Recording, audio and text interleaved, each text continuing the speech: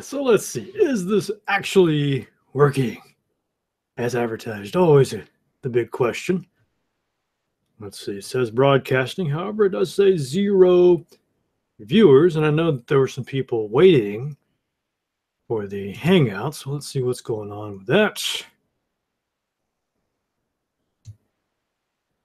Appears to be broadcasting. Anyway, oh, there we go. I guess it just takes a couple of minutes. Just relax with some Earl Grey tea as you guys file in. You could admire my beauteous and wondrous retro gaming wreath back there. All right, so I got about 6 or 7. Oh, man, I got a lot of chats going on over here. Wow, look at all. Now, why are there 2 different chats? There's a chat here, there's a chat there.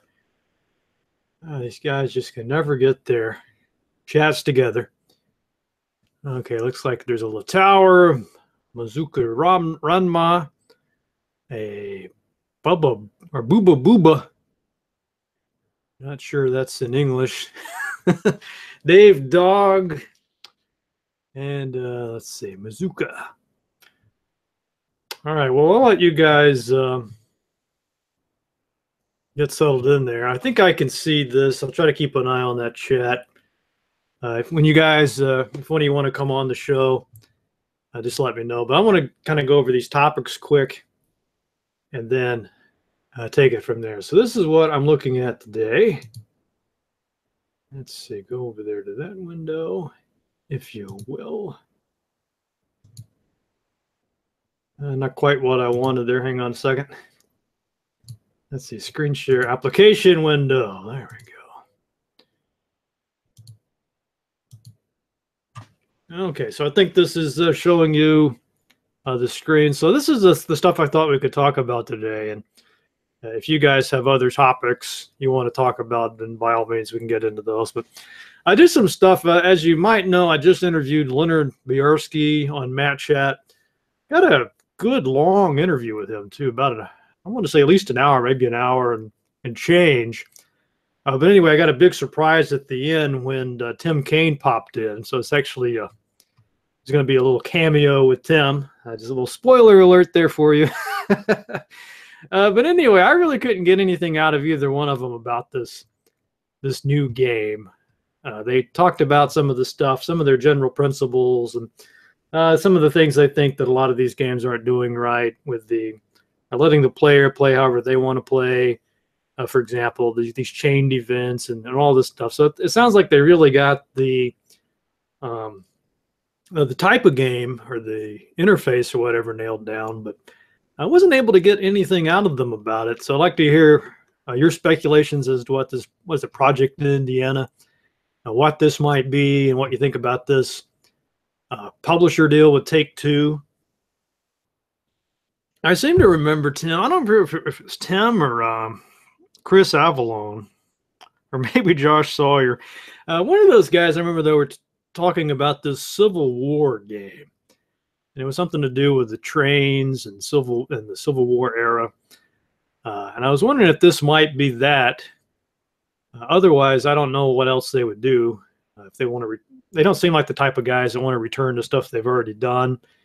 So I wouldn't really be expecting another post-apocalyptic game or a steampunk kind of game, but you never know. So anyway, that's one of the topics. The other one is this Crytek situation. This is kind of a big deal here. If you're a Star Citizen supporter, if you pledge to that, there's been all kinds of drama. This would be a great reality TV show. It'd be a hell of an epic book if anybody ever got around to writing this. But apparently there's some issue now with Crytek. They're the ones that made the engine. Heck, what's the name of that Crytek game? Are they the Far Cry? What's another one they made? But anyway, they seem to do a pretty good job on their engines. But anyway, I was trying to get into the weeds on this. Dave Beatty was saying you really have to read the legal documents and the court filings to get a sense of this. I've been trying to cheat a little bit by just reading these articles on various websites where they're kind of trying to dumb this down for the layperson. But it looks like it's something to do here with the Squadron 42 game. And just from what I've been able to piece together here, the Star Citizen guys have been trying to put some distance between themselves and Crytek, make out like it's more their engine than Crytek's. And so they can get around paying some of these royalties and fees and all of that kind of jazz. So if that's true, I can certainly see why Crytek is upset about this. But other people a lot of people seem to be fed up with Star Citizen anyway. And when you get into this page here, it's just, I don't know, this is insane. And so some of these Star Citizen backers have pledged over $25,000. I mean, wow. I mean, I just can't even process that. And that's just a lot of money for a game, right? But I guess it's just something that, I don't know if these guys are just really well off or if they just, this was their, I don't know how in the hell. But anyway, they've been, it's not just the Kickstarter pledge, but it's all of the little ships and what else that you could buy. So they've kind of been streaming these digital goods, jet bikes, fish tanks, all this kind of stuff to kind of keep the money flowing in. And it seems like most people are kind of fed up with this. It's been too slow. There's not enough stuff out. And this business with the Crytek maybe that's the last straw. And some of these guys are trying to get their money back, refunds. And this guy, Schultz, says he's got about $17,000 back. But he's having some trouble getting the rest back. So I don't know if people are so mad they're going to try to start getting refunds, or I guess a lot of people already have. But wow, this is just getting more and more soap opera-esque, House of Cards-ish, however you want to describe them. It's just, wow. And then moving on, there's also an interview up with Chris Avallone. Everybody knows who he is. So this is what is this site? Gamers or Games TM. So he's got a pretty good interview here. I'm not sure if there's a lot of new stuff here, or he's just kind of rehashing his past. But I haven't really read this. I just somebody was posting about it today, so I don't know if he really says anything in here that's really exciting or provocative. Looks like he's a big fan of Witcher 3. I don't play nearly the number of games that I should. I don't feel so bad now. There's also one up with Julian Gollop and Fragments of Silicon, Adam Dayton's podcast. They also did an interview with him. This one's actually, I thought we could talk about this one a little bit today because he's talking about the random number generation and how a lot of the modern games, basically his argument in this, I did read this one. His argument is that those of us who grew up playing Dungeons and Dragons and sort of rolling those dice and have a better sense of what random number generation really feels like. It is possible to roll 3 or 4 sixes in a row, right? Or you might just keep rolling one over and over again. It's not a nice even distribution of 1, 2, 3, 4, 5, and 6, or all the way up to 18. It's just really kind of being random is a lot more chaotic than people seem to expect in these modern games. So a lot of the modern games have done all kinds of fudging with these systems to make it, the less risky and so on, to give you more of I guess to make it feel more balanced somehow. And he seems to be saying that maybe that's not such a good thing. He says, I prefer the honest and open use of random numbers where the mechanics are not hidden and fate is not predestined. He says he may be in a dwindling minority. So I thought this was interesting. I know some of you guys will have opinions on that. And then lastly, we've got Star Wars The Last Jedi. I just saw this yesterday. Saw it first thing in the morning. It was about 9 o'clock, and that theater was packed. So obviously a lot of people going to see this. A lot of audience I saw it with, there was a lot of cheering, a lot of hell yeah, and people really getting into it. Seems like most of the reviews, they're kind of lukewarm. Some people, they're saying they hated the Luke's bit at the end. I don't know if we wonder how much spoiler territory we want to get into with this. So maybe we can hold off on this till the end. But anyway, it always takes me a while to process what I've seen, just like with games. You watch a movie, you might have one reaction, and then maybe a couple weeks later, you start thinking, no, it really wasn't as great as I thought it was, or maybe thinking, no, it was a lot better than it was, or you kind of your opinion kind of changes over time. I feel, but anyway, just my experience was I enjoyed it. It felt like just kind of like you go into a movie, you're having a good time, a lot of action, a lot of stuff to think about. I haven't really meditated on it, so that's about all I have to say for that. So anyway, that's kind of my overview. And let me come back here to the chat and see who would like to jump into this and chat about some of these topics. So let's see. Far Cry Crisis. Looks like we got Nathan on. Now let's see how to. Where had they hidden the participants? Okay, I'm going to see if I can bring some of these guys in. I'll just go in order on the chat there. If you don't want to be part of it, you just want to watch or post in the chat, that's totally cool. I'll try to keep an eye on that. Yeah, no Star Wars spoilers, please. Not my style. I would not spoil anything, but if you want to talk about something like the ending, we'll give you some warning. No checks in there. You don't get him, yeah. Not my style. I would. Somebody has got their echo or their speakers on, or something. Yeah. That should take care of it. How you doing, Adam? Good to see you. Yeah, it's been a while. Like, how long's it been? Probably a couple of months, anyway. Certainly seems like that.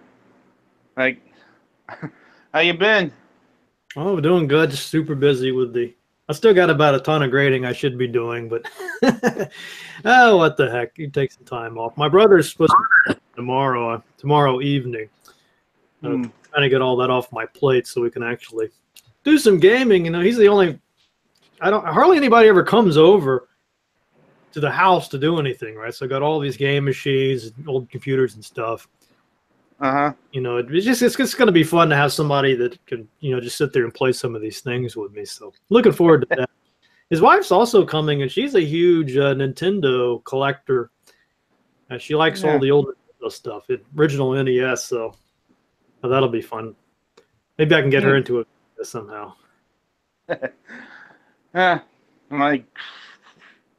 So how's the match chat's been going? Going good. Really good, actually. Got the Chuck Somerville one. I got one with the Dice Sword developer. And then, of course, the Leonard Biarski. That interview was really fantastic. He even had Tim Kaine in at the end for a little cameo. Yeah. Well, Adam, you want to talk about any of these topics? Did you catch the first part? I don't know. Yeah, I mean, I posted some of them in the chat in the Facebook group. It's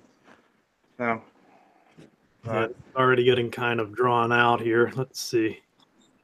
Who's in the Hangout? I sent one to him. I thought I did. You guys want an invite? I'll try to keep an eye on this, but it's kind of streaming fast. So if I don't catch it the first time, just repost it and I'll try it again. It's like calling a radio show. Lower your volume.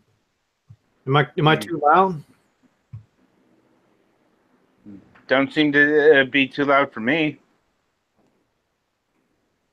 You live closer. I know, Becca. Somebody in here named End of the Line Joel. Random numbers. The original Doom used a fixed random number generator. It pre-cooked 256 numbers in a set, jumbled order, and rolled over this sequence as many times as needed. Oh yeah, so I think there's what's the deal? Computers, they can't really do random numbers.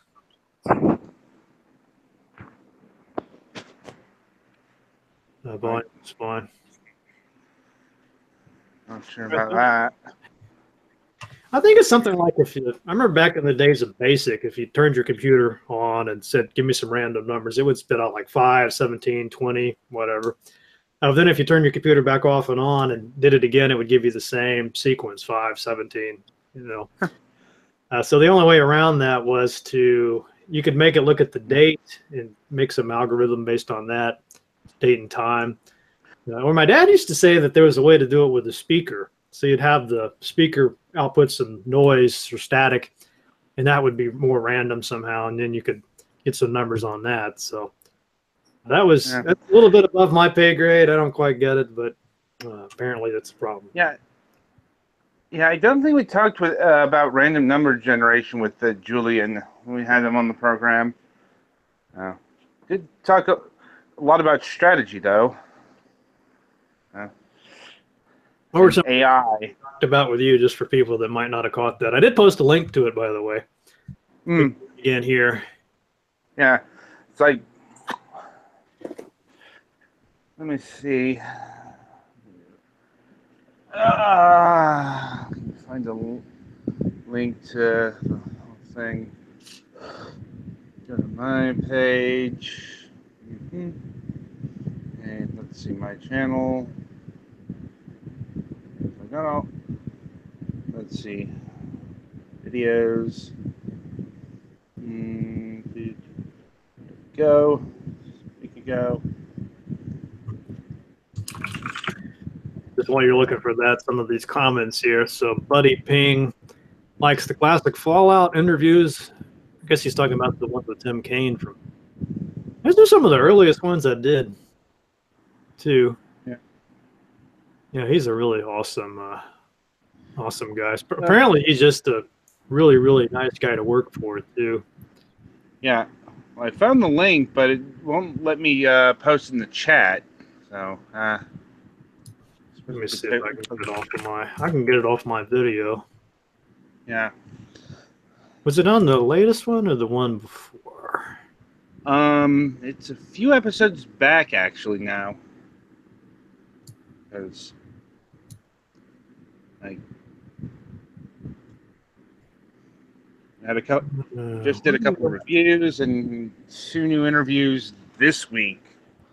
Like, I'm trying to find the link I posted to it. Well, where the heck is it? Oh my god! You guys find it? I know I posted it. Oh, maybe I can. Maybe I put it in the Facebook one. Yeah, I don't have that open. Here, I posted in the Google Hangouts window. Do you see that? It looks like this is, for some reason, my Google Hangouts thing seems to be delayed. I'm just now seeing my own thanks. But all right, let's see if we can get a link to this. Can I just look for it? Fragments of Silicon. Yeah. Julian. It should work. There we go. Google is your friend. All right, folks. There it is. So you might want to write or copy a link to it, because it's if you're an XCOM fan, it's must hear radio. Yeah. We had a bit of trouble getting him on the show because he got sick at one point. Just like the flu or some kind of change. It was bad enough where he was like close to the toilet throwing up. And we had to cancel at one point. So. Yeah, I don't know.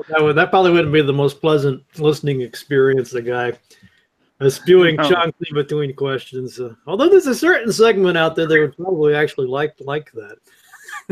Probably. So you have any big plans for Christmas? Other than my brother coming up, I'm sure we'll get into all kinds of hijinks. I Other than that, not so much. No big travel plans. Not much. What about you? Outside of seeing my mother, nothing on my end. Like, most of the family around here has moved away. So. Well, hopefully, you won't be sitting there with that sad I'll look be fine. for Christmas and no presents. Yeah. We had a big argument on Facebook the other day about what was the best Christmas gift. Was it the Millennium Falcon or was it Optimus Prime? Right. And that went on for like weeks, that discussion. I suppose it depended on what you were into because, like my cousin got a Millennium Falcon model kit, for example, and you kind of had to be into the building model kits. Now, rather than Transformers, where not so elaborate. Yeah, mine was just I think it was already put together. I think you might have had to put decals on. Yeah. Well, let's see some of you guys. I see a bunch of chatters here. Does anybody else want to join into the... I sent out a bunch of invitations. I don't know if they're not coming through or what. I'll try. You always did have a bit of a problem running Google Hangouts, from what I remember. If I can get Oh, that's Alan Marcus. Let's see if we can bring him in. I think he's one of these guys in here. Yeah, Bill Owen. He says he's in Minneapolis. Yes, I'm in St. Cloud, Bill. Not far from you. See if we can get him in. I don't think I got his. Sometimes it won't register their. Start typing in the name so I don't want to invite them. I got some interesting options here, though. I could put a user in timeout. What is that? Is that like you put little kids in timeout? I was added to the Hangout, but not the call. Well, how do I? What? Yeah, this is good. All right, I think this. I'll try it again. I'm sending it to Nathaniel Talbert. And I guess it must be your Gmail. It's not. Doesn't have your. It doesn't have it. Your email address here, so I can't quite tell if it's going. Tomas. Yeah. See, it won't. You have to give me your. If you're not, you have to give me your Gmail, I think, account or an email address. That's the only way I can invite you. How do you have to get into this madness? Hey, it's a match at Google Air Hangout, man. What do you expect? You think this is going to go smoothly? What alternative universe are you from, sir? He's in now. Yeah, there we go. There's Nathaniel. Yeah. Shane's asking for an invite on Facebook. Yeah, I tried to invite him. I'm getting when I typed in Shane, there's 3 different Shane stacks there. And a Shane R. Monroe. You guys ever listen to Shane R. Monroe? Retro Gaming Radio? Like, doesn't ring a bell off the top of the head. Oh, he was one of the pioneers of podcasting, man. He was doing this gaming podcast stuff before anybody else. There wasn't even a term podcast. That's why I call it a radio show. Yeah, Nate's having some trouble with his audio. It's just really super freaking low. Oh, there we go. Yeah, I had to reset the microphone settings.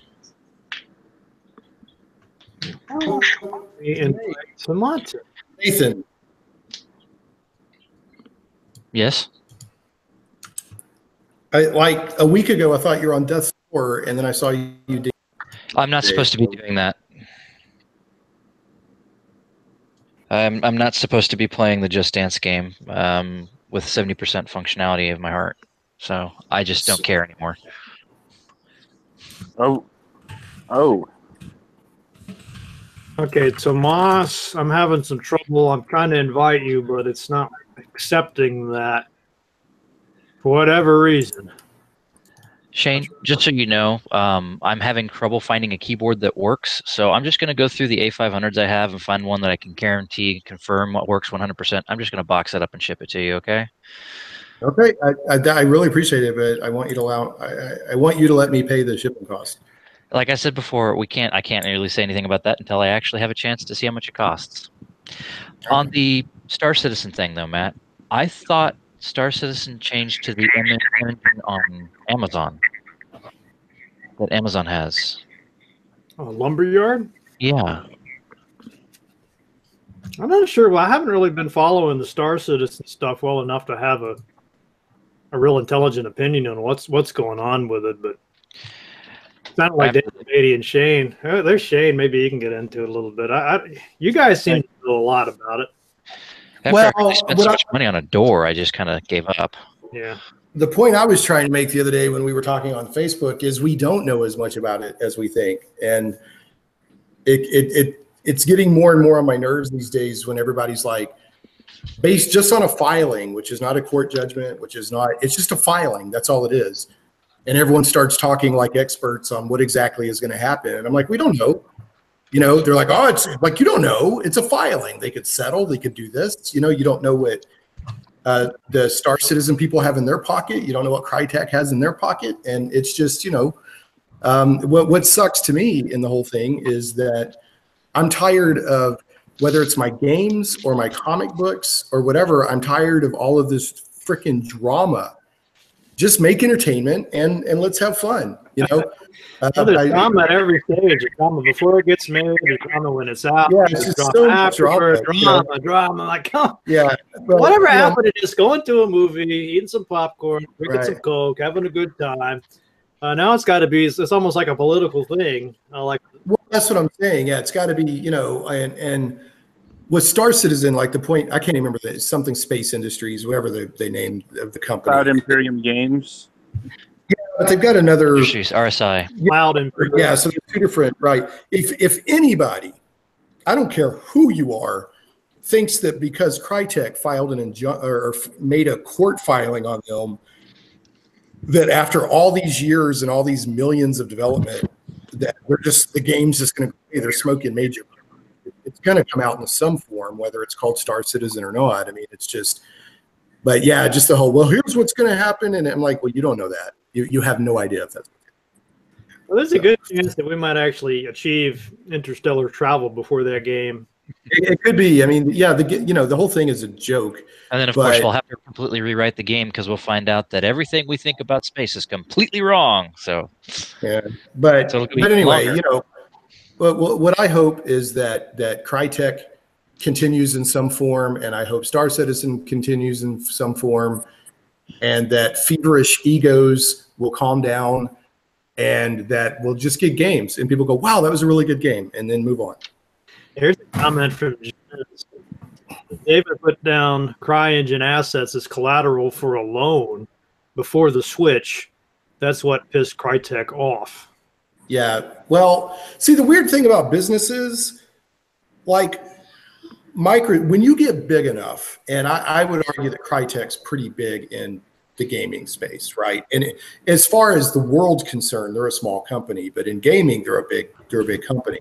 And like when you get to be a certain size, you can be suing somebody and still be in a good relationship with them at the same time. That happens with Microsoft all the time. All the time. Yeah. So and again, the main thing I want to point out here, this is a filing.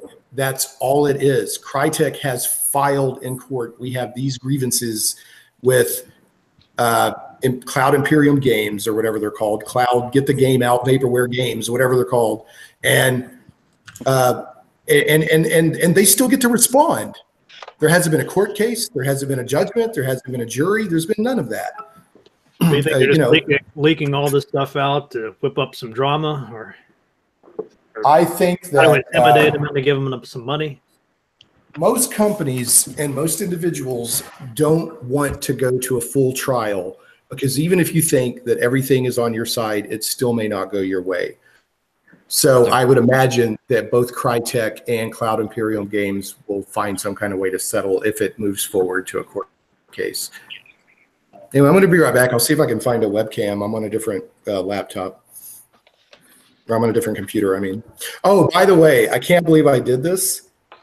I'm still like in shock, but I was up late last night talking with a buddy of mine from years back, and we both bought Star Wars Battlefront II because it was 40% off. So I haven't even played it yet. I've just downloaded it. So if anybody wants to play, and I don't even know how often I'll play. I can't believe I bought it because I have no time. But it's my handle on Origin, because you have to do it through Origin online. It's SSTACKS1, so SSTACKS numeral 1. Anyway, I'll be right back. Hope he has a lot of time, because you're going to need it to invest in Battlefront 2. I never played the Battlefront games, have they? Well, Play here's the thing. games or what? Well, Battlefront 2 is one of the latest in a long line of loot box games, or it was going to be one until they took it out because of the backlash. But the thing that's happening in a lot of AAA games these days is they're adopting free-to-play mobile mechanics. And like, if you want to get anywhere in Battlefront 2, I hope you like the grind. Yeah, I just read an article about that. It's not just Battlefront, but apparently a lot of these modern games, you buy the game but for your kids. This is written to parents, right? They're saying you might buy this game for your kids and not realize that this is all this in-game stuff that they're going to want in addition to the game. So you might end up spending hundreds and hundreds of dollars on this instead of the $60. I mean, I can see why parents would get upset about this. Is like that batteries not included thing times 10, right? Well, some are going so far as to call it, out and out gambling. So, what are we talking about? The loot crates? I just got back. Yeah, we're talking about the loot box because you brought up Battlefront 2. Yeah. Pay to win. Even like Peter called them out. This thing really got a lot of attention. So here's my quick take on that. Go ahead. It got so much attention, the loot boxes did, that it got Hawaii wanting to draft laws to make it illegal for anyone under the age of 21 to buy them. I mean, that's pretty bad. Well, it is kind of like gambling, I guess. But here's my thing, and I've seen some other people. It hits all the same psychological buttons. Yeah, dopamine or whatever it is. Go ahead, Shane. I'm sorry. But the problem, I tend to just constantly talk, so everybody steamroll me when you need to make and plus I'm on this it's legal, but it's a appetite suppressant, so it's basically legal speed. So here lately I've been like, what's going on? So I'm talking a lot is my point, so feel free to interrupt me. Is ultimately designed so the longer you gamble, the house wins. Yeah. So is that the case with these loot boxes, or do you get money, and you're definitely going to get something of a definite value every time you open it? You just don't know what that value is going to be, because technically you could say that these little surprise bags that the kids buy at Kroger of little minifigs in them are gambling, right? Because what are you going to get in there? But the coverage I've seen on is that it's actually a really solid, amazing game. Distracted by, and justifiably in my opinion, loot crate, which was basically a pay to win. Yeah, what is in the loot crates? Cards. They're called star cards. And what they are is there are 4 levels to them. They're abilities you can assign to your character and classes. And there's specific classes and specific characters. And each one has their own set of cards. This is where it gets really hectic with the loot boxes, is that you could buy a ton of loot boxes and get no cards for the class that you prefer to play. You get a ton of cards for the other classes, and duplicates were very prevalent, and you could break them down for a very tiny amount of credits, which you could use to make cards for your class, sort of thing. So there was always something in there that you might be able to use, but it might not be for what you specifically want to do. And so that's where people got really pissed off. And the main thing that people are fighting about when it comes to calling it gambling, when everyone says, well, you're getting something of value, is that in a because everybody keeps equating it to like cards, like Magic the Gathering. With Magic the Gathering, you may not get any cards that you want, but the thing is you have a physical object that you can do whatever you want with. If you don't want it, you could sell it to someone for a few pennies, or you could give it to someone. It has an intrinsic value whether you want it or not. Whereas with like this, it's a digital thing that if you don't have a use for it, you're literally SOL. There's no way to trade it. You can't get traded to another player? No, not yet. That may come, but as it stands right now, it's not in the game. But what should be really telling about the backlash about this is the game came out November, 17th or 16th? Yeah. And it's December 15th, and all the stores around here have it on sale for $39. Yeah, it's 40% off. We were just talking about the game last night. The game itself seems fine. I mean, everything I've seen, the gameplay is great.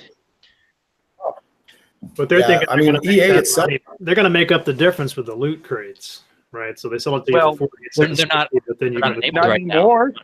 Like the loot crates are gone. Oh, they're completely. Well, that's weird. Why would they cut the there? It's just you can't buy them with real money. They've disabled the real money aspect, so they're not going to make any money up on it because you're not buying any. Now they said that will come back, but we don't know when. They're probably trying to do like, and whether it's in politics or entertainment or celebrity or games, whatever. A lot of times something happens. There's a massive outcry, and then they bring it back later, and hardly anybody pays attention. So. My guess is that's what they're hoping for. But yeah, from what I understand, these loot crates you can earn them in game, like as you play, or you could just buy them. But the main problem is there, a lot of games out there, online games for a long time have had some sort of crate system or some sort of, reward system.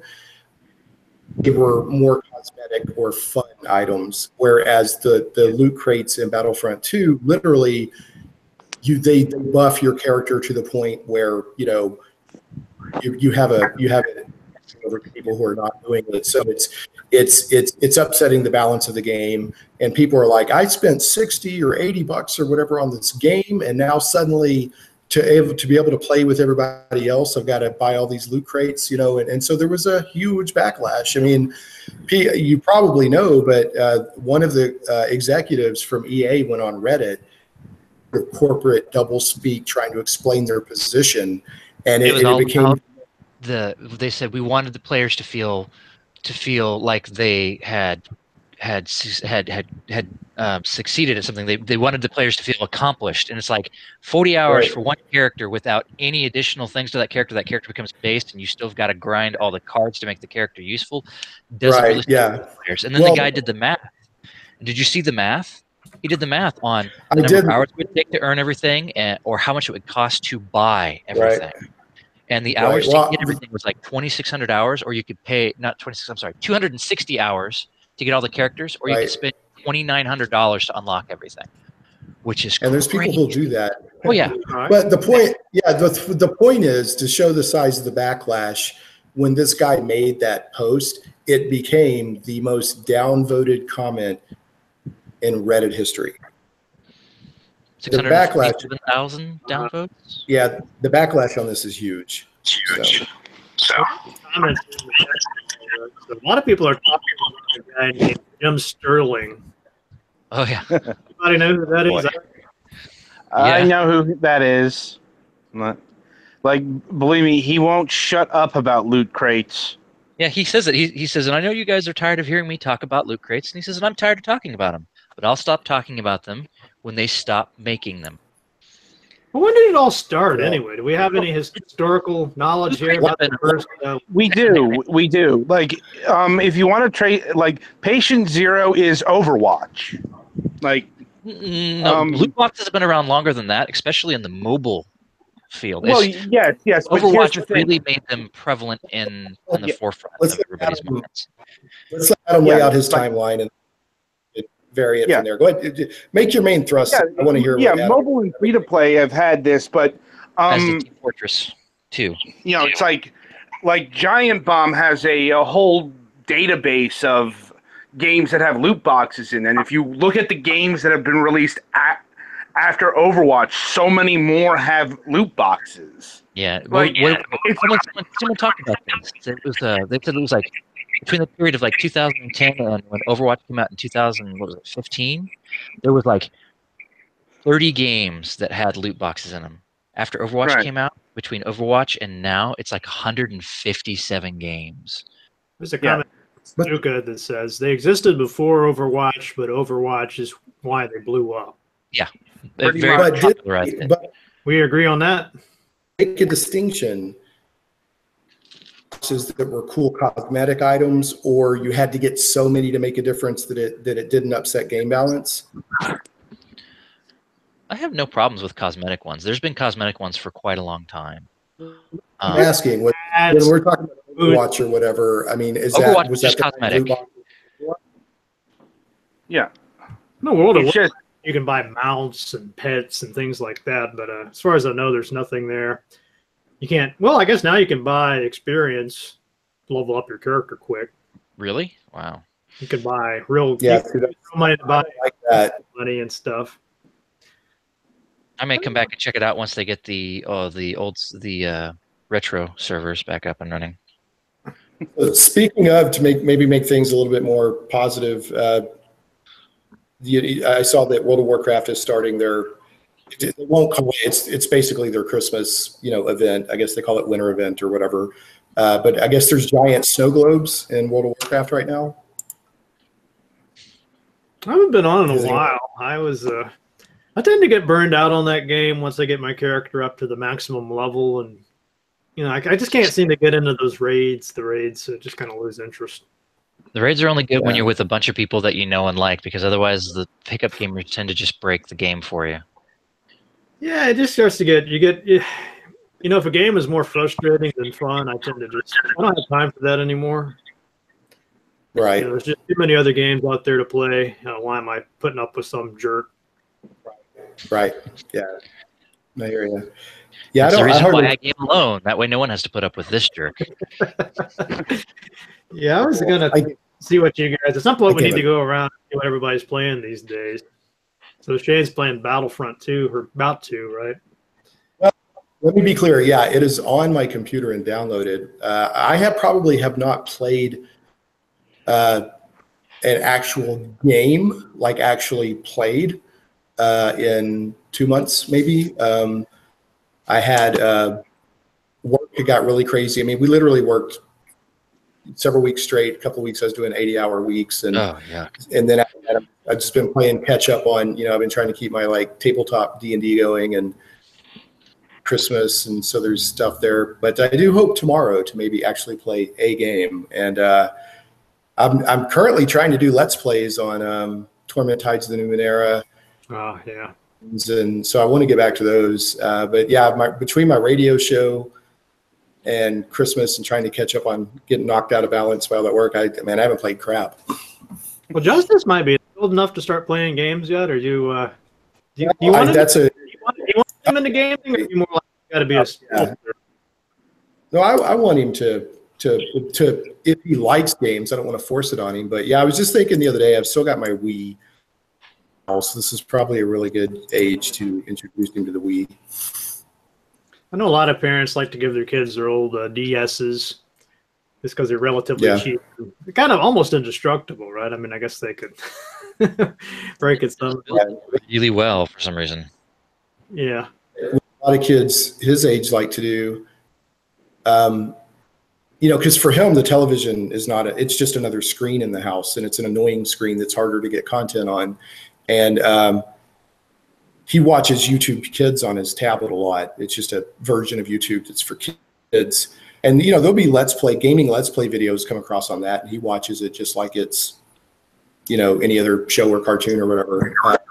Were you guys So- affected by that whole big blow up thing on the YouTube Kids with the Yeah, The videos that were really not for kids, that were using the YouTube algorithm to be able to get more views. No, It's innocent kids programming, and then it's like super violent. Yeah. We really haven't had a lot of problems with that. I mean, we keep a fairly close eye on what he's watching. That's that right there. That right there. That's exactly why. Because you actually watch and pay attention to what your kid's doing. Yeah, there is. Hold on a second. There's something I'm seeing about Shroud of the Avatar. What is this I'm just seeing here? Was that Stellar Moon? We are excited to announce a candidate launch. What the hell is that? A candidate. That means it's candidate. It's beta. An actual RC rather than beta. Awesome.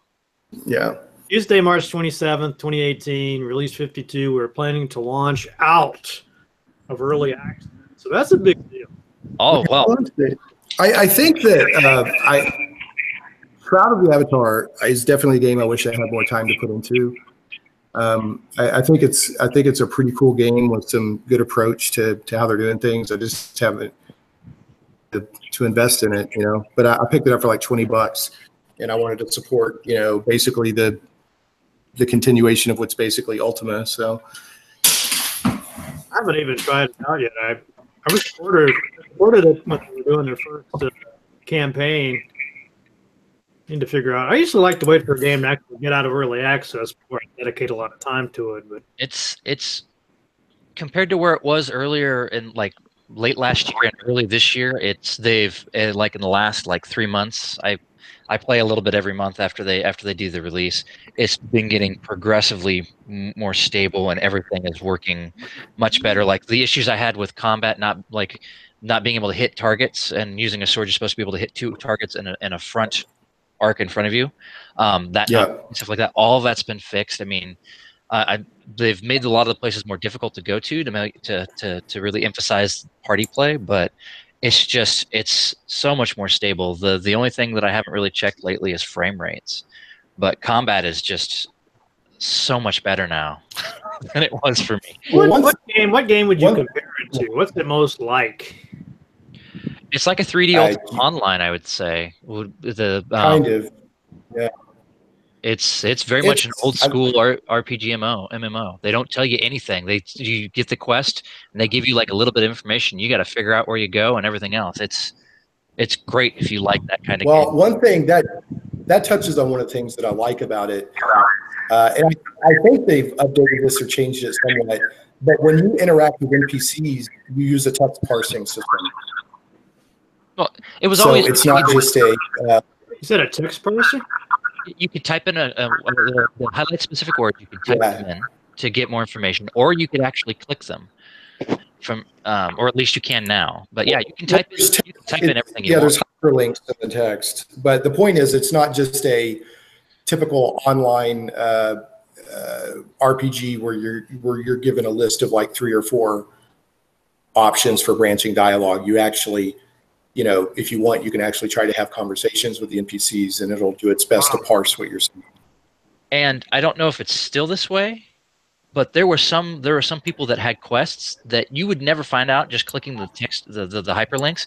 You actually had to type, "How can I help?" And then they would be like, "Well, I have this that I need to have done," which was just.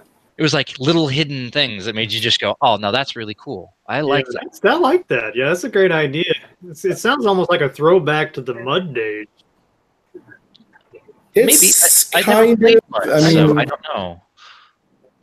It's. I mean, I would say what its greatest strength is also for some people going to be its biggest drawback is that, like Nathan said, it doesn't hold your hand. You've got to get in there. Now, there's a little bit of, you know, at the very beginning, like, hey, go kill this or whatever. But I mean, once you know, get into the world, somebody is not using headphones or something. Is there, or there's some feedback? Can everybody check their audio? There shouldn't be any feedback because my mics. I only have the one mic, and it's the one of my headphones, and it's got mute. I'm definitely hearing echoes. Unless I wonder if it's. I've got headphones in. Well, let me do this. Hearing anything on my end? Things seem good on mine. All right. Somebody's echoing. I don't know who. Could be a glitch in the software. I don't know. Could be. Well, it is Google Hangouts, so we never know.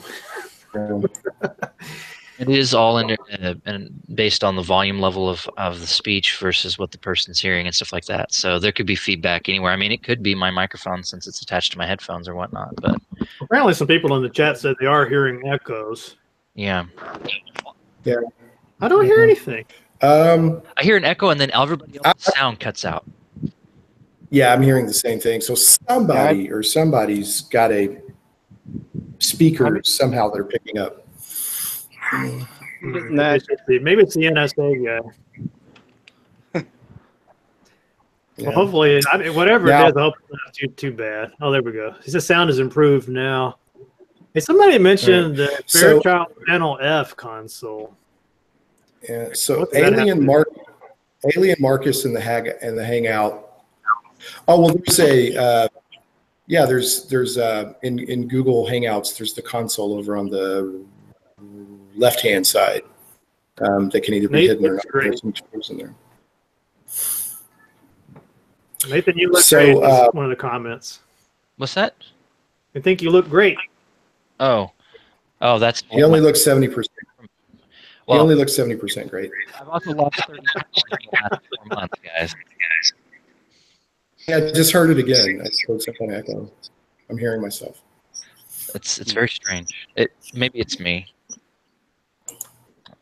I don't see. Usually, it has those little green volume meter things pop up when somebody's talking, and I'm not seeing that. I'm not seeing it either. Yeah, it could be Google Hangouts glitching. Who knows? So Alien Marcus said, "Hey, this is a good time to get Star Long for Matt Chat, and if you want, I can make an intro for you, Matt. Star Long has worked with Richard Garriott like really closely for like a long time. It's like third Ultima, right? Been with him for a long time, and I actually had Star." And I think like their community manager or something for Shroud of the Avatar on my show a few months back. He's a cool dude. So if you want an intro, I'd be happy to show you. I'm going to be looking to line up some folks here pretty soon. I'd like to get Jerry Jewell on, and he's the guy. This guy introduced. Now I'm hearing wind noise. His name. Now I'm hearing wind noise. Adam, where are you at? Star Long. Well, check. Star Long. That's an interesting name. Yeah, he's an interesting dude. How far does he go back with Ultima? Long time. I thought it was like the third one. It was when he's been with him. He's done Ultima Online, but did he do something before that? Yeah, he worked on the Ultima games as well, I thought. Yeah, that's pretty cool. That's where I'm from. I think. Louisiana. Dude. So Matt, a hard time. I drove all the way down to his wedding. You remember this? You're a witness to this, right? Yeah. Hung out, had a nice time. We all had a nice time. Blah, blah, blah, blah. He knows I live in Little Rock, and so like a month ago, I see on Facebook he's like, "I'm at Game Goblins in Little Rock playing Magic," and I'm like, "Dude, thanks for shouting out." So I got to give him a hard time about that. He might have just forgot that you lived there. But I was like, "Really, dude?"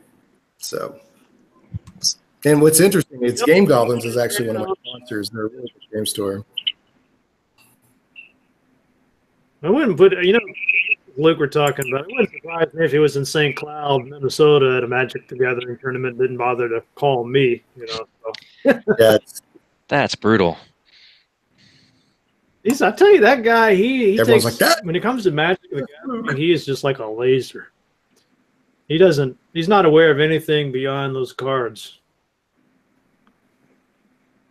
Yeah, I really liked their wedding. The decorations at the wedding were very geek centric. I really liked those a lot.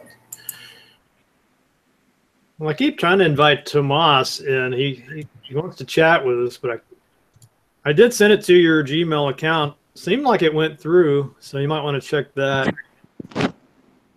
Trying to Hangouts. Yeah, I don't know.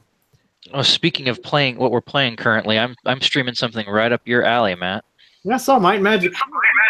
It's a lie, because earlier today he was like, I'm not the only thing I'm streaming. I stream other stuff too, but every day I started Monday, and then we had breaks all week. I didn't be streaming until Friday. It says Might and Magic all the way through Christmas marathon. Yeah. I get a notification on my email says Nate Not Great is playing Might and Magic. So I'm like, oh, let me pop in, and my eyes were burned. I was playing Just Dance. It should have said Just Dance 2018. For whatever reason, sometimes when it sends out the notifications, it says the last title. But tonight at 9:30 CST, I will be streaming Might and Magic 3: The Isles of Terra. It said something like, Fat Man Dance. Play Might and Magic. No, you said, I know I'm going to play Might and Magic, but actually I'm not. And then I will share more details later. So it makes it sound like. Which one of those Might and Magic games is the one that combines into? You take two games and combine into one. Cloud Zine, Dark Side of Zine. Yeah, that would. I wonder how long it'd take to get through that. There's no way I could finish it in time for Christmas. I'm only playing each one night, so I can actually get a little bit of play into each of them, and then I'll let everybody vote after Christmas is over on which ones they like the most. They'd like to see me actually try to finish, and then I'll go back and finish it. At least that's the goal. But I'm excited because I'm on tonight, which is when the music actually starts. All right, so I just pulled up YouTube to see the chat going on there, and Mazaku Ranma said, yeah, Shane hit it on the head without seeing the contract and all that. There's no way to have a real idea of what's going on. I don't know if I'm right or not, but anybody that says publicly I'm right, thank you, pal. I just cannot get. Heard about the Magic the Gathering drama with the cosplayer who stood up to the fact that he was being apparently harassed and was stopping being for Might and Magic, and people got in trouble for it. But I don't know much more than that, and apparently it's not good. So who's putting a bag over their head? What is this? Whoever's holding that up to the camera talks so that we'll see it in the big. It will just not let me invite Tamantos into this thing. You sure that's your right Gmail? It could be something on my end. I don't know. When I try to type that into the invitation thing, it just doesn't want to work.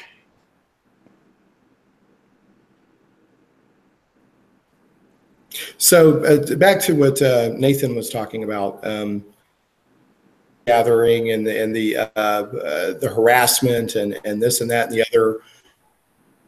You know, a lot of times I see headlines on that, and I'm like, oh, is this really as bad? But that seemed like that one was really bad. Like they were really harassing the living crap out of this guy. And, you know, I guess technically by free speech or whatever, but the people involved were major jerks. Yeah, I heard Luke was going to quit Magic the Gathering over something. I guess this must be it. Well, there's some guys that, I mean, they're just going out of their way to just constantly harass this guy online and just like ridicule every possible thing he does. And where I'm in my life, I would just be like, whatever. They can do that if they want. No such thing as bad publicity as long as they spell your name. Take that stuff to heart. And this one seemed pretty bad. But it feeds into what I said towards the beginning when I first joined.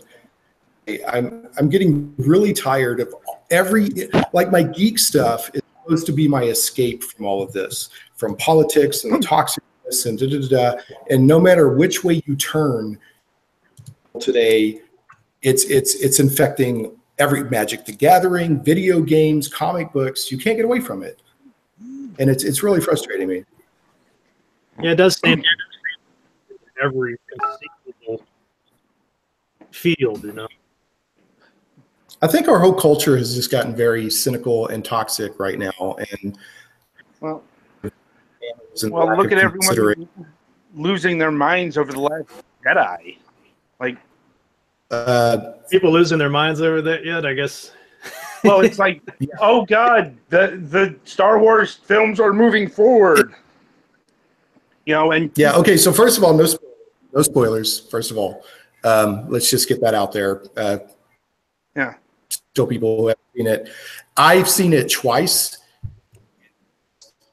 Flipping amazing. It may be my favorite Star Wars movie of all time, but we gotta wait for the test of time. Yeah, I haven't seen it personally yet, but it's amazing. And I came out of the theater. Yeah, it's a heavy, amazing Star Wars movie. And it didn't even occur to me. I was like, this is such an amazing movie. It didn't even occur to me to think that people would be upset with it. But, I'm seeing some, people are like, this isn't my Star Wars and this and that. And it's not like JJ Trek where they completely remade everything. I mean, it's still Star Wars. They're just telling a more complex and nuanced story. It's freaking amazing. I think we finally were able to get Tomas in here. Hey everybody, yeah, It's working. An adventure just to get in, but yeah, no. Hey everybody, happy holidays and greetings from. We want to give you some chance to talk here because you have really been working hard.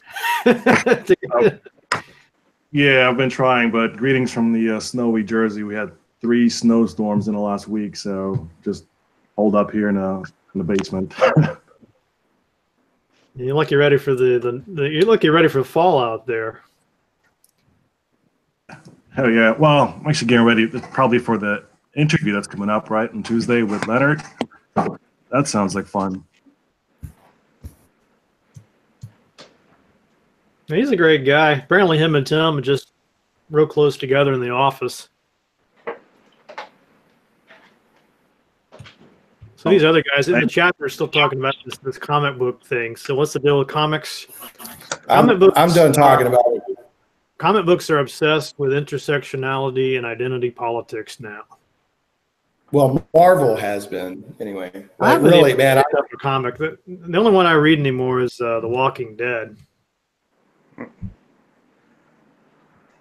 But the Snowflake book. So has whatever right they have to publish whatever books they want to publish and all that, but their sales and the retailers are all upset with them and everything. So it blew up in their face pretty hard.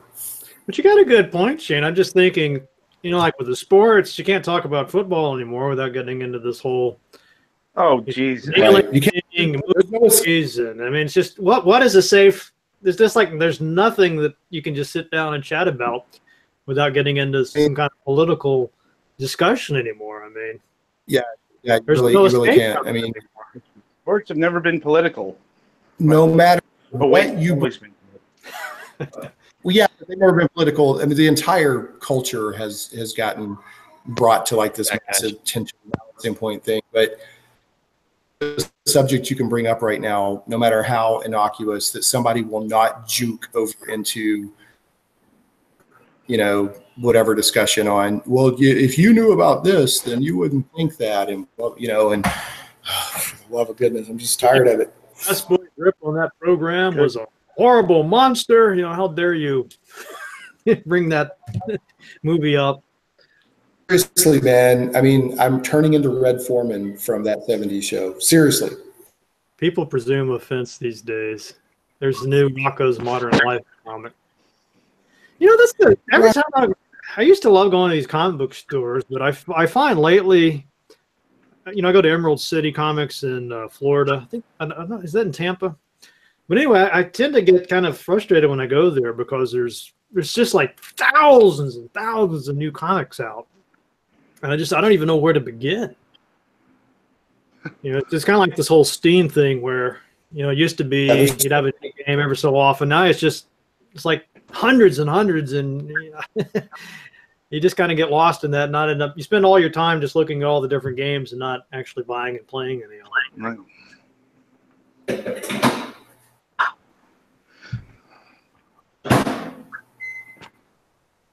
Sounds like something. Somebody microwaving something? I don't know. I wish it was. It would mute unless you were talking. And I guess we're not quite that sophisticated. So, did anybody have any speculations about this new Leonard Boyarsky, Tim Kaine project? Is that the new Obsidian game? Yeah, it's being published by Take-Two Interactive. They have they made a big to do about this label thing, but I haven't heard. I was looking at RPG Codex, and somehow they figured out it's called Project Indiana. I didn't even know that. So, well, I hope it ends up better than Tyranny. Like, whatever happened to that game? Are they still doing a sequel to it, or is that just is that gone? like, I don't think that like Tyranny didn't do well at all. I'm like, it was kind of just popped out there, from what I remember. Like, yeah, I think Paradox expressed some frustration at how the sales were pretty soft. So, I don't see a sequel to that happening. So. I don't know what was. I mean, Tyranny.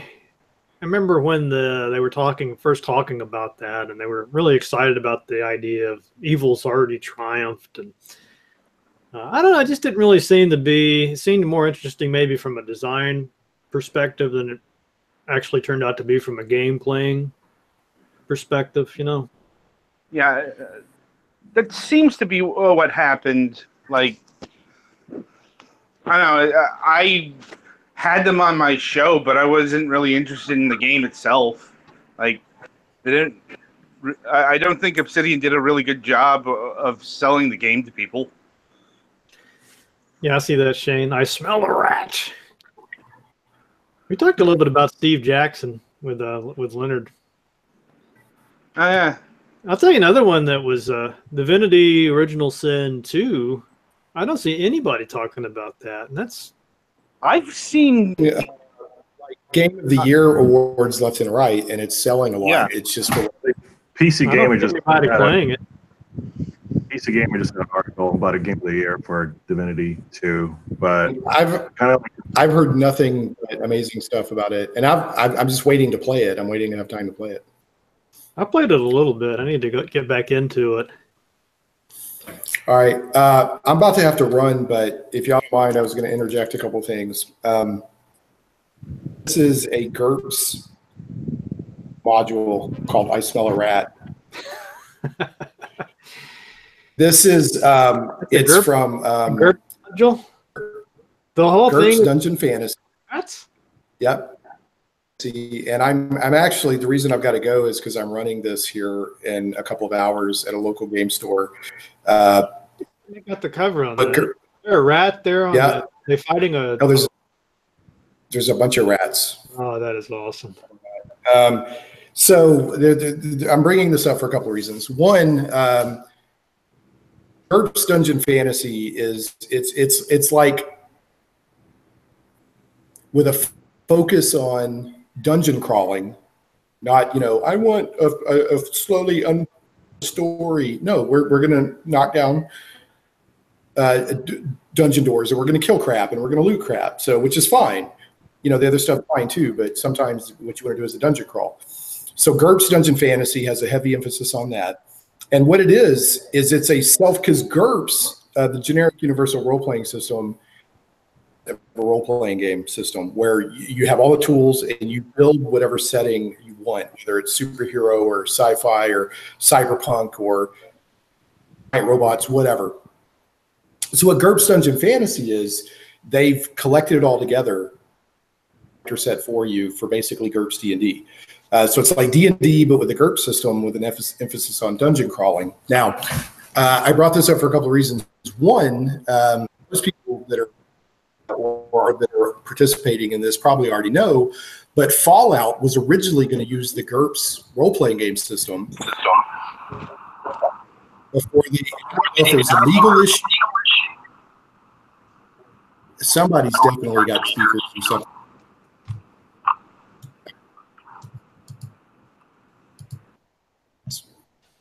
Somebody does. Okay, so I'm not saying who it is. Anyway, so Fallout, Brian Fargo and all them were originally, I think they had built on GURPS for a certain amount, and then they switched over to the special system for some reason. I don't know if it was, I don't know why they did. Maybe somebody else does.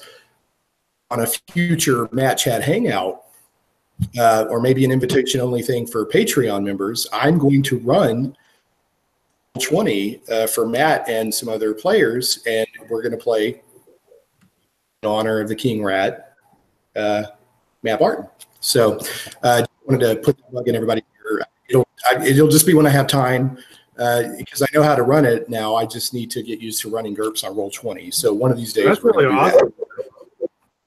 That could be a invitation-only Patreon reward. I don't know, but we're going to do that sometime. And you'll be happy to know, Matt, to I Smell a Rat is against the Rat Men or Rat Tactic. So, and speaking of rats, I'm going to have to jump ship, but appreciate you guys. Everybody have a good Christmas. Yes, Merry Christmas to you too. All that good stuff. Celebrate it from a faith perspective like I do, or it's just a fun secular time of year. It doesn't matter. I love you all. Merry Christmas, and I hope you get feeling better, and we'll talk to everybody soon. See you soon, Shane. Hi, Shane. Oh, by the way, Matt, Might and Magic 3 might be the greatest Might and Magic game of all time. Do you know what the starting area monsters are? I'm going to go with rats. Moose rats. Moose rats. Moose-sized rats in the first area, Fountainhead. Let's see. How do I get Adam back into this? It says he's muted. Did he mute himself, or did you mute him? I don't know. I guess he must have muted himself. Oh, you're talking about me? I was muting myself, but because I'm using a mic that has no mute. He's got like a little muted icon next to his name. I can't seem to do anything about it. Yeah. Click the little drop-down arrow. When you highlighted his picture, there's a little arrow. There we go. There. I think I hit the wrong thing there. Sorry about that. Yeah, I'm looking forward to this Might and Magic one. Or Might and Magic, we said, was it 2 or 3 with the moose rat? 3. Might and Magic 3 had moose rats. No, Might and Magic 2 had rats that had armor. Rats with little daggers. Yeah.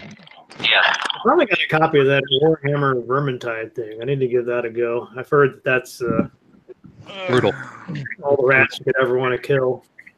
Yes, with machine guns and poison and assassins and everything else. It's Left 4 Dead, but with Warhammer, with melee combat. So I need to get. I never really got into the whole Warhammer thing. I've always been curious about it, so maybe that would be a good time. It's nothing like the actual tabletop game.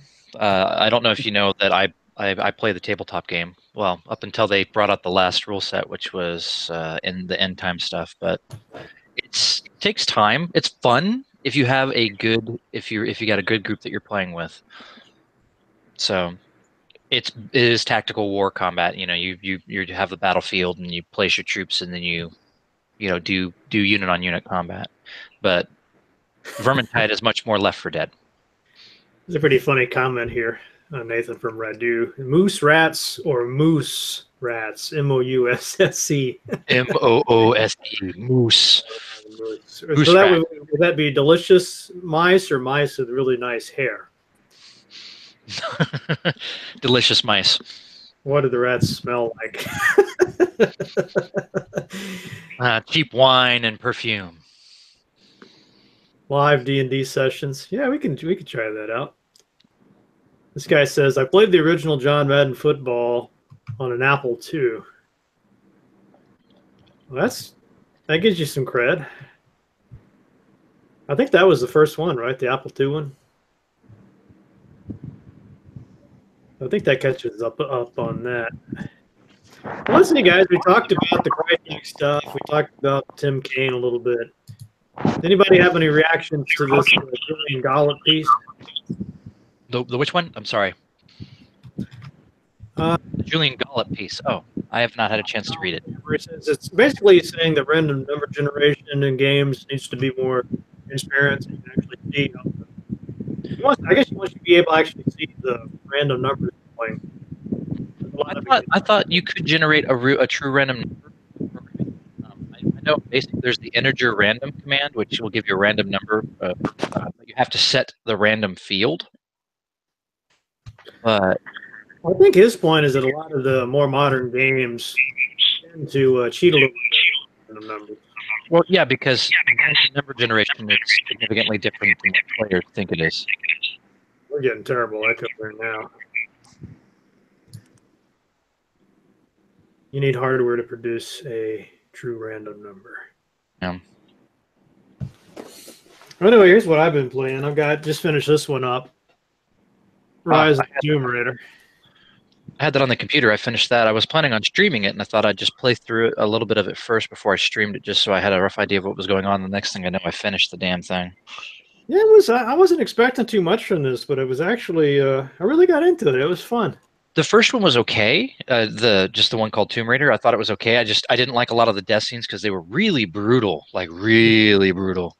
Like, oh, I missed my turn, and now I rocked my character's head, Laura's head, and her eyeball popped out.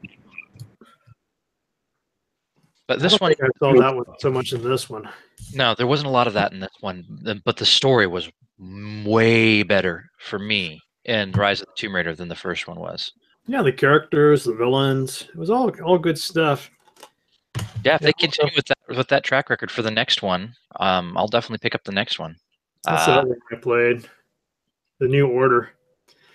Yeah, I got all the way through this one on the default difficulty until that last battle, and then I had to cheese out and go with the change the difficulty right at the end. I was going to get past that last robot guy. Still to this day, I am amazed and I marvel at people that can play first-person shooters with a gamepad. I just can't do it.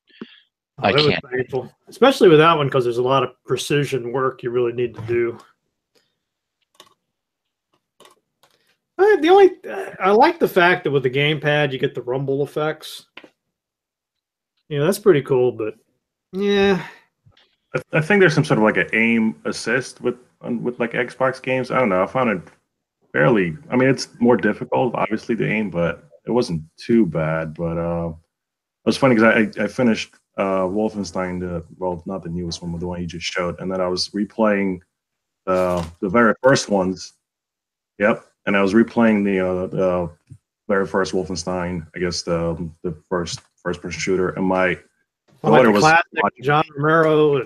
Yeah, and my daughter was watching me, and she made a really interesting comment because she's like, "Oh, you're playing a maze game." Like she didn't say it was a shooter, but she was like, "It's a maze." I'm like, and I haven't really thought about Wolfenstein in that sense. But I'm like, yeah, you know what? It actually is a maze game. It's not really, it is a shooter, but it's more about the interesting thing about Wolfenstein, the original Wolfenstein 3D, was you didn't have to be right on the enemy with a gun to shoot them. There was like a little bit of a lock-on effect. I didn't realize that until I went back and played it recently, and was like, I'm not even pointing at the guy, and I'm still shooting the crap out of him. But yeah, totally. And you can, in the distance you can cover with a shot as long as you're kind of aim in the general direction, you're pretty good. Yeah, I liked it. Working on the Old Blood next. I wanted to play the new one, but I thought it would make sense since I haven't played these old ones to go back and play them first. Honestly, everything everybody said was you could play Wolfenstein 2, the New Colossus, and not have played the first one and still have an idea of and understand what's going on. The new one's supposed to be really good, aside from a few flaws that aggravate people that have played the first one. So you should be good for that. But I'm surprised you didn't get them on the computer. Castle Wolfenstein. You're talking about the Apple II. Who was the Castle Wolfenstein? That original game. Who was that? Oh, blanking on the name. Oh, it's killing me. Was it Silas? Silas Warner, is that him?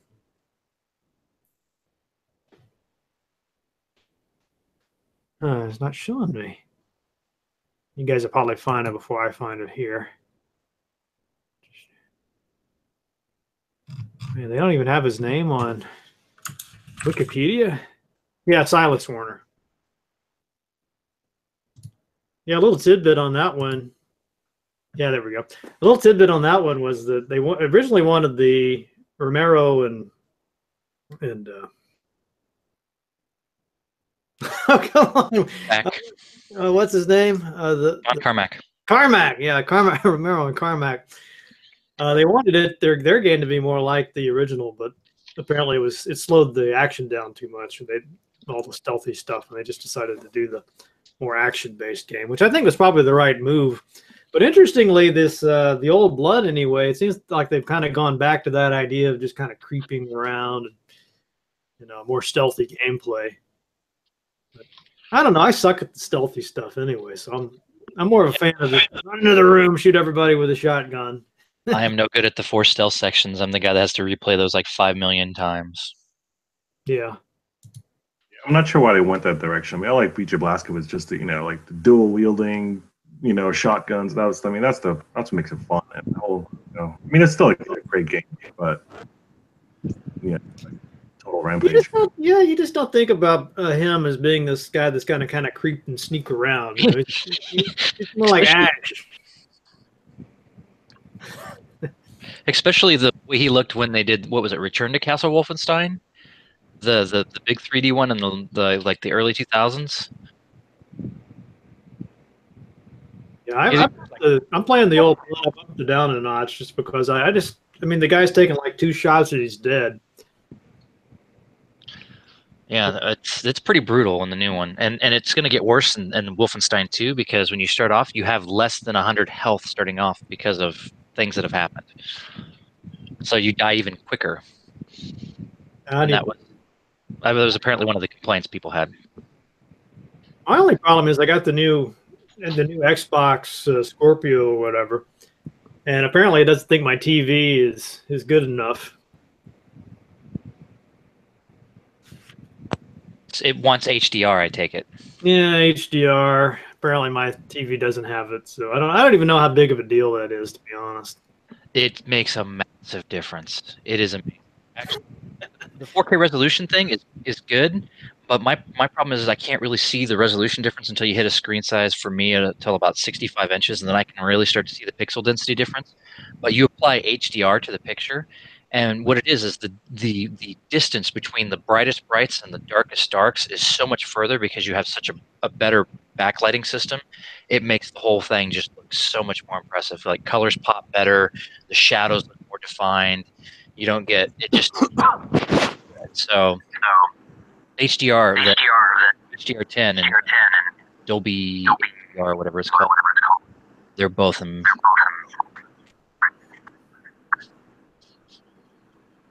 Well, I'll probably try to see about getting the HDR set. I've actually heard you're better off with HDR. If it's a choice between 4K or HDR, to go with the just a regular HD and get the HDR. So apparently I just screwed the pooch on that right now. So, but the nice thing is the TVs have come down immensely. Like they have here locally at our Nebraska Furniture Mart, they had a Sony 55-inch HDR10 TV, 4K resolution for $600, and it wasn't on sale. That's just its price. Yeah, I think I bought my TV at the wrong time. It's like $657 and some change or something like that. You can get higher end ones. I'd really like to get a 65-inch, but I don't think we have the wall space for it. Honestly, because the 55-inch is nice, but the difference in the size, it doesn't seem like it should be that much, just an extra 10 inches, but it's really big. Yeah, you have to consider how far away you'll be sitting from it too, I find. Well, let's see. I guess we could probably have we covered everything? We didn't really talk that much about Star Wars, but I guess that's probably fine. Yeah. Any other topics you think we should bring up before we close? I think we're good. Adam's good. I don't have any else to talk about. I mean, like I said, I'm streaming Might and Magic 3 tonight, and tomorrow afternoon I'll be streaming Might and Magic 4, and then 5 on Monday and 6 on Tuesday, and hopefully by next Friday we'll be up to 10. If you don't mind, What you doing, post a link to sweetheart? that. I know. I would, yeah, I would like to. Is that lead- Thomas? Yeah, yeah. I mean, Might and Magic 3. If you can post a link to the Yes. streaming, I can Yeah, we need find to it. get a link to that. Link to that. I mean, at least the soundtrack is pretty amazing to that. She's poopy. I didn't really get into the series in Magic 6. Need to go back and play those earlier games. The first one's a little hard, but if you can get past the graphics, it's fun. The second one is brutal. I played the first one for 3 hours. I had a whole party wipe like 4 times. Played the second one for 2 hours, and I died 14 times. It's like my first fight right out the door. As I walked out the door of the inn, I got attacked by 230 witches cats at level 1 with clubs, Wow. and I just died. Balancing there, huh? You are talking, sweetie. They can hear you just fine.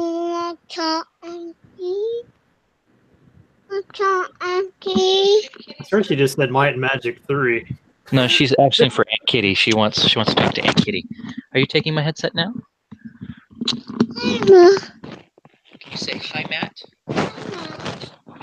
Wow. Hi there.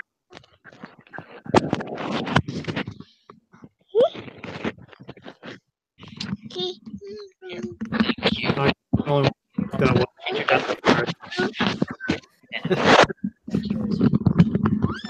Might Magic 2 is really hard, so Might Make Magic sure 3 you got mad skills, Nate.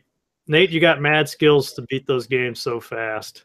Well, I didn't beat him so fast. 2 hours is about all I could play before I had to leave. I'm not only playing. I haven't even gotten out of the first town in the first 2 games, for crying out loud. 3 hours in the first one. I haven't even finished the first town. As progress is much slower in the first one on leveling. Progress is faster in the second one, but you die a lot harder because apparently in the second one they have a random assigner for enemy encounters. So you can have anywhere between 1 and 255 enemies, which when you get up there and you're hit with like 255 battle rats and you're like level 40, big deal. But when you're level 40 and you get hit by 255 Time Lords, which are the hardest monsters in the game, it's a bad deal. So there's a heavy randomity to it, and they corrected that greatly in the third one. But the third one changes the system quite a bit. Yeah, it sounds like maybe the third one would be a better one to start off with. The third one is very much more similar to like how Might can't speak. Might and Magic 6 works in certain ways.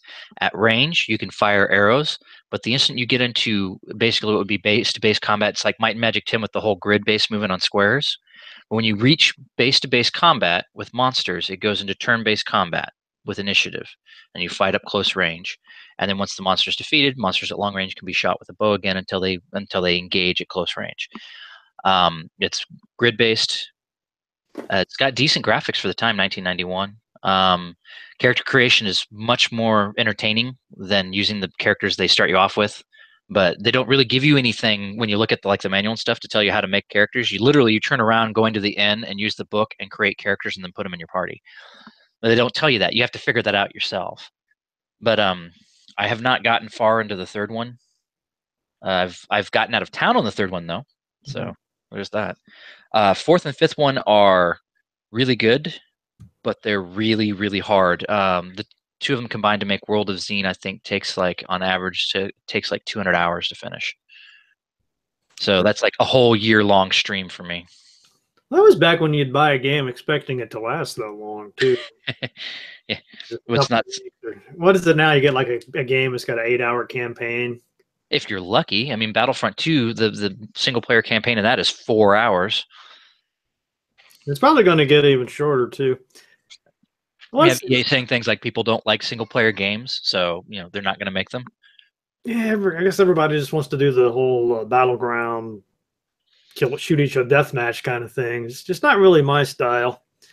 I don't know. I find like a sweet spot, like 20 to 30-hour game. I say, I don't know. At least that's for me. I mean, especially now. I guess when I was younger, I could play 100, 200 hours, but now it's just like, all right, I think my wife's gonna kill me. I think, Those new XCOM games, They felt just about right to me. About the time I was getting bored with it, I'm done. Oh, I have not made my way through War of the Chosen yet. I'm getting stomped so hard in that. Welcome back.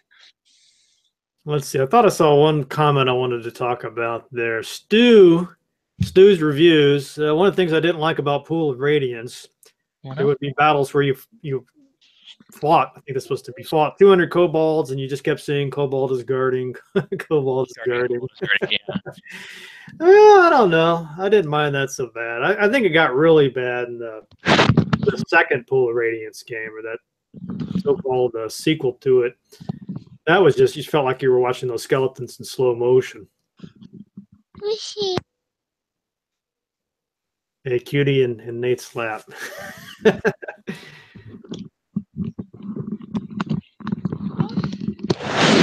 All right, folks. Well, I think I'm going to call it here. I hope everybody has a Merry Christmas. Happy holiday. Happy Might and Magic 2 Day. Whoa, I'm all... It looks like somebody keeps putting Vaseline all over my camera lens there. What's up? Anyway, yeah, Curse of the Azure Bonds. So have a good rest of your day, good holiday, and I'm hoping to get the new map chat out. I'd like to get one out tomorrow, but at the very latest next week. I think you'll enjoy that. So thanks for coming, and see you next time. All right, Matt.